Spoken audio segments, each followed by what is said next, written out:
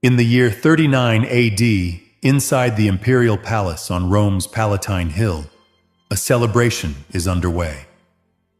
Senators are here in their finest robes, their wives on their arms.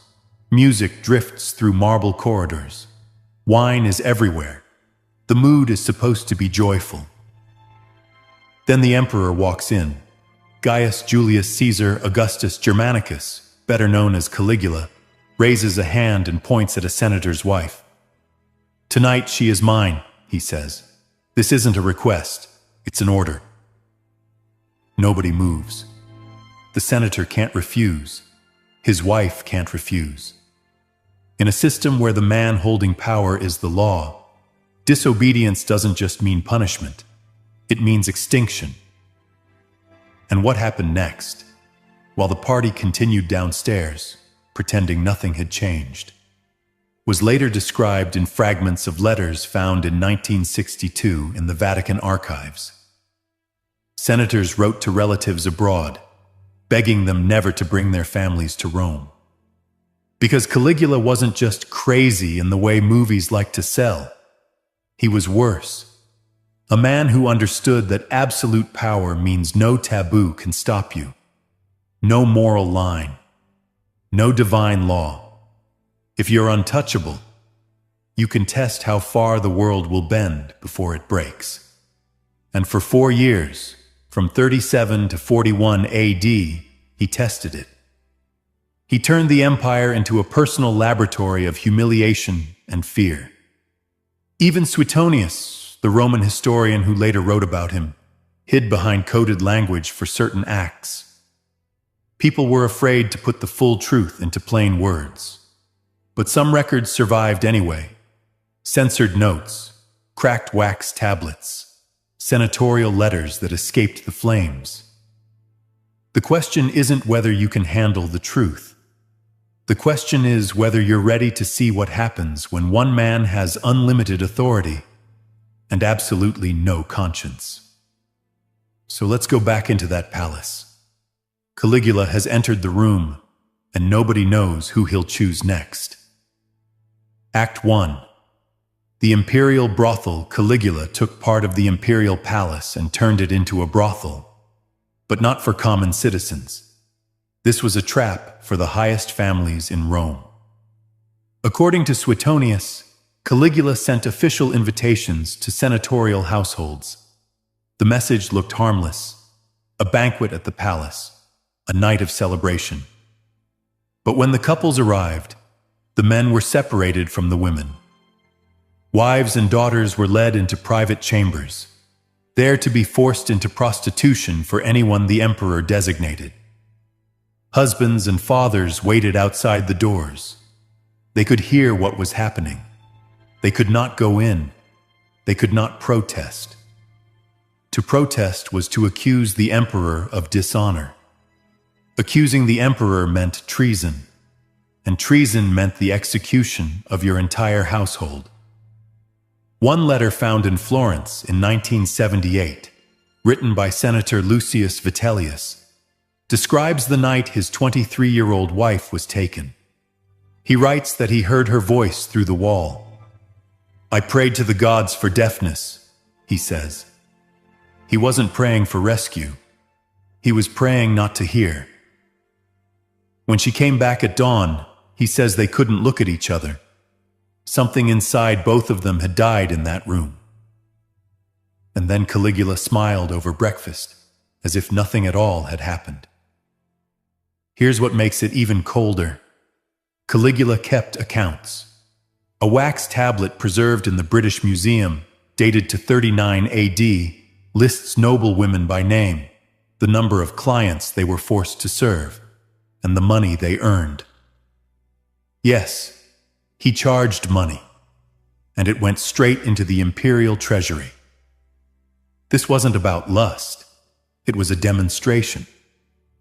Caligula wanted to prove he could take the most respected women in Rome, reduce them to commodities, and make their husbands stand there in silence. If he could do that, then he could do anything. Act 2. Incest as a political stage show. Caligula had three sisters: Julia Agrippina, Julia Drusilla, and Julia Livilla.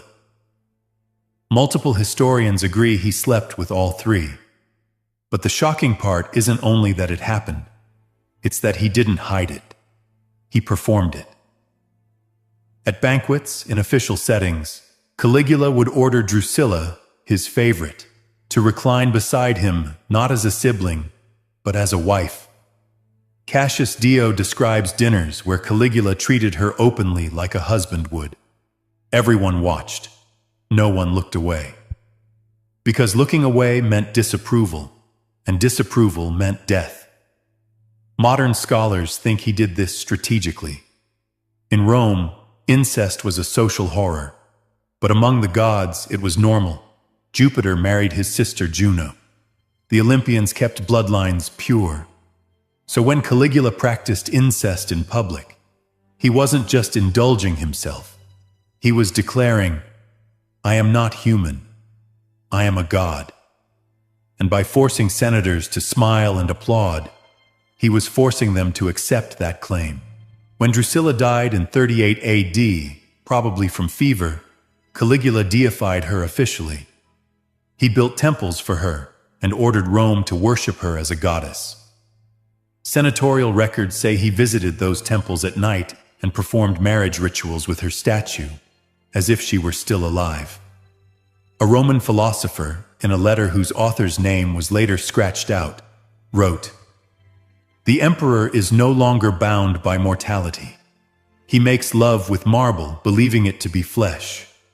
We have lost not only a sane ruler, but our ability to tell emperor from God." You have to imagine the room after nights like that. Old men who had commanded legions now sitting stiffly at the emperor's table, laughing on cue, hands shaking under their sleeves. Women returning to their homes like ghosts. Everyone understanding the same thing. Rome's ancient rules, the ones that had held the Republic together for centuries, were now whatever Caligula said they were that morning. And once a ruler proves he can erase the difference between sacred and profane, between family and property, between man and God, the next step is to turn that power into sport. And that brings us to what he did next. Because once he had made senators watch him shatter their families and then applaud him while he claimed godhood, he moved on to a new kind of entertainment. Act 3. The game of gladiators.